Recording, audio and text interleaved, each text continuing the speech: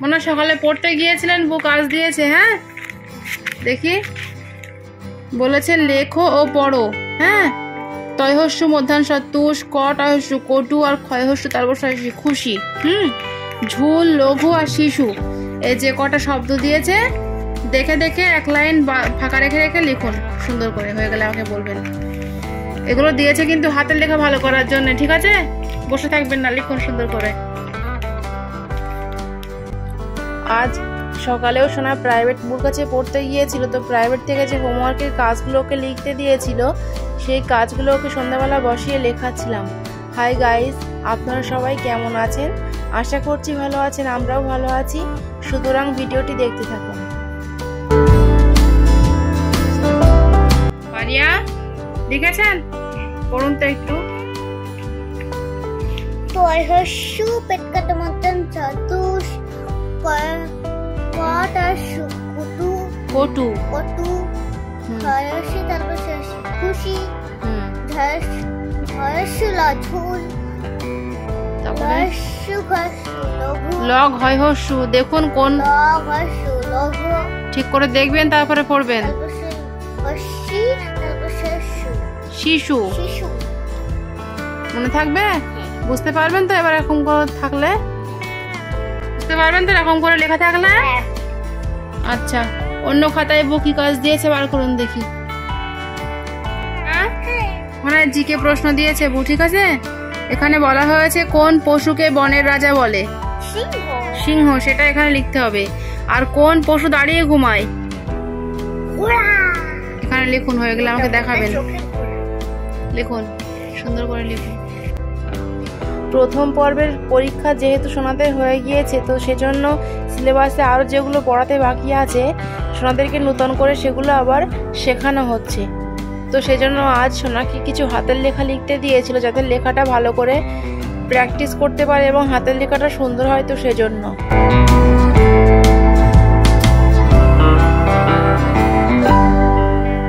আমি লেখা হয়েছে, পড়ুন তো একটু বানান করে। আগে প্রশ্ন বলুন, কোন পশুকে বনের রাজা বলে? বলুন, বানান করুন, বানান করুন।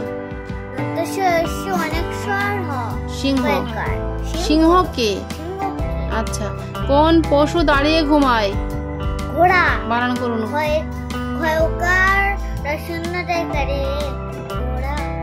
ক্ষয়কার ডয়শূন্যরয় আকার, ঘোড়া। মনে থাকবে? ডয়শূন্যরয় আকার। হ্যাঁ ঠিক আছে। অন্য সাবজেক্টে কি কাজ রয়েছে দেখি, বার করুন। মানে এখানে বউ ওয়ার্ডের মানে লিখতে দিয়েছে ইংরেজিতে। হ্যাঁ, এই বাংলায় লিখে দিয়েছে, আপনি এর মানেগুলো ইংরেজিতে এখানে লিখবেন। এই ভেড়া ইংরেজি কি, বর্ষা ইংরেজি কি, লাল মানে কি, ঠিক আছে, গোলাপ ইংরেজি কি, লিখুন সুন্দর করে লিখুন। তো বন্ধুরা, এখানে শোনা একটা একটা করে খাতার কাজ আমার কথা মতো লিখে কমপ্লিট করার চেষ্টা করছিল।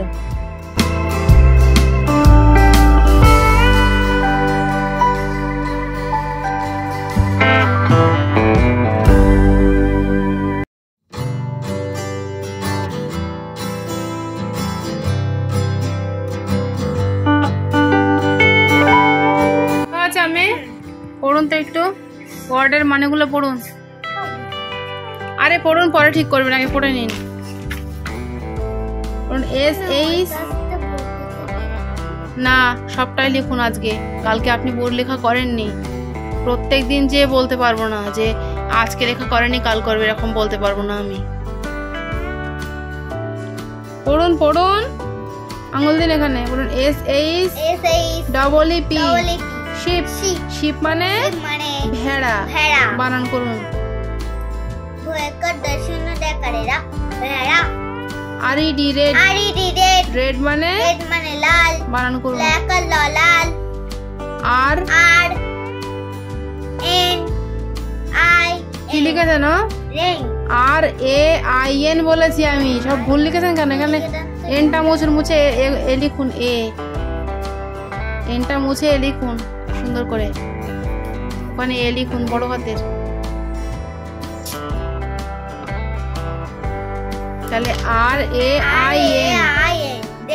রেইন মানে বর্ষা। বর্ষা। ব ব পেট কাটা মধ্যাহ্ন শয়রে পাকার। শয়রে পেট কাটায় শয়রে আকার। বর্ষা। বর্ষা। আরো এসি রোজ। রোজ মানে একবার রিডিং পড়ুন। শিপ মানে ভেড়া। মানে ভেড়া। রেড মানে লাল। মানে লাল। রেইন মানে বর্ষা অথবা বৃষ্টি। বৃষ্টি। রোজ মানে রোজ মানে গোলাপ। মনে থাকবে? হ্যাঁ হ্যাঁ। আচ্ছা, অঙ্ক খাতায় কি গাছ রয়েছে বার করুন দেখি। হ্যাঁ। মানে সংখ্যা লিখতে দিয়েছে 31 থেকে 40 পর্যন্ত সংখ্যা ও বানান বাংলা সংখ্যা, ঠিক আছে। সেম জিনিস ইংরেজিতে দিয়েছে 31 থেকে একটু কম দিয়েছে 31 থেকে 36 পর্যন্ত বানান লিখুন। তো বন্ধুরা, এখানে সোনাকে যে খাতার কাজগুলো প্রাইভেট থেকে দেয়া হয়েছিল সেগুলো ওকে সবটাই লিখিয়ে কমপ্লিট করিয়ে নেওয়ার পরে একটু পড়িয়েও নিয়েছিলাম, তো তারপরে ওকে ছুটি দিয়ে দিয়েছিলাম। সুতরাং আজকের ব্লগ আমাদের এটুকুই। দেখা হচ্ছে আবারও এক নেক্সট ব্লগে। ততক্ষণ পর্যন্ত আপনারা সবাই ভালো থাকবেন এবং সুস্থ থাকবেন। সবাইকে ধন্যবাদ। আর আমাদের এই ভিডিওটি যদি আপনাদের ভালো লেগে থাকে তাহলে ভিডিওটিতে একটি লাইক দিয়ে আমাদের চ্যানেলটিকে অবশ্যই সাবস্ক্রাইব করবেন। Thank you so much.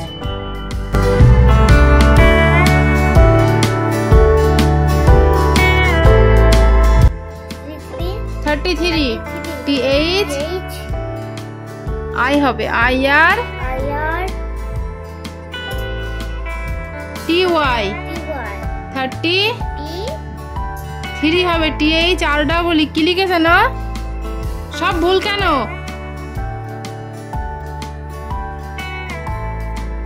TH IR TY 33 TH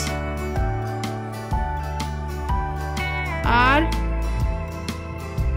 double 3 33 33 34 আঙুল দিন এখানে 34 TH IR TY 30 FO UR 4 তাহলে 34 34 35 35 TH IR TY 30 FI VE 5। আচ্ছা, ওই হাতটা এখানে উপরে তুলুন, পা চুলকাতে হবে না। 36 36 পায়ে কিন্তু ঘা হয়ে যাবে কিন্তু অত চুলকালে নখ দিয়ে।